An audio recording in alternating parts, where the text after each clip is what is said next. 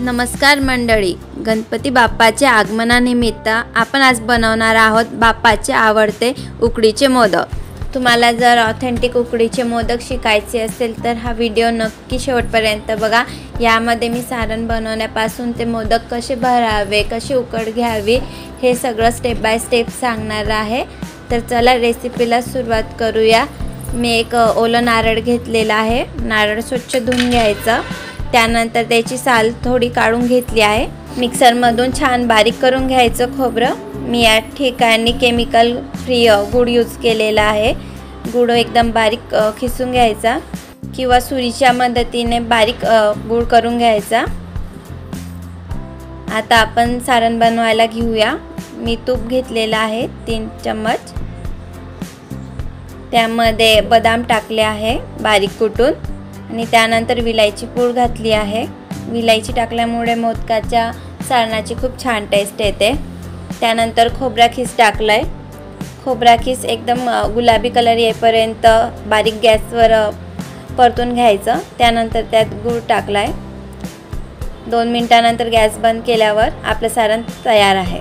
मोदकसाठी उकड परफेक्ट येणं हे खूप इम्पॉर्टंट आहे। आपली उकड छान आली तर मोदक पण छान येतो।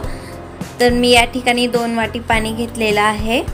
त्यात थोडंसं दूध टाकलेलं आहे। 1 टीस्पून मी तूप घातलेलं आहे, आपलं गावरान तूप घेतलं आहे मी। त्यानंतर थोडं चिमूटभर मीठ टाकलेलं आहे।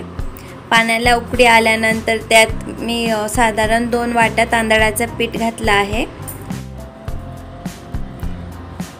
पीठ व्यवस्थित हलवून घ्यायचं, त्यात गाठी राहायला नको। त्यानंतर 5 मिनिट त्याची वाफ काढून घ्यायची। पीठ मिक्स झालं पाहिजे, कोरडं पीठ नको।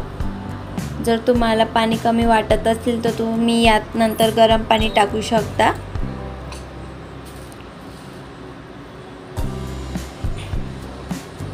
पाच मिनिट पीठ वाफवल्यानंतर पिठाला थोडं गरम पाण्याचा हात घेऊन त्यात थोडंसं तूप घेऊन पीठ छान मळून घ्यायचं, एकदम एकत्र एकजीव करून घ्यायचं।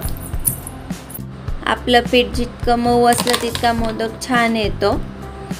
गाठी राहायला नको म्हणून पीठ खूप छान मळून घ्यायचं। गरम आहे। त्यानंतर आपण मोदक बनवायला सुरुवात करूया। मी या ठिकाणी मोदक साच्याचा वापर केलेला आहे।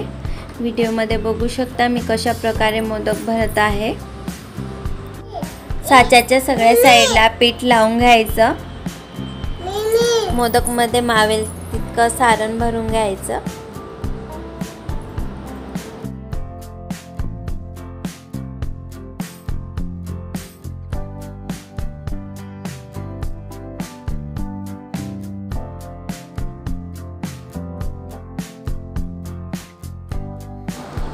मोदक रेडी आहे।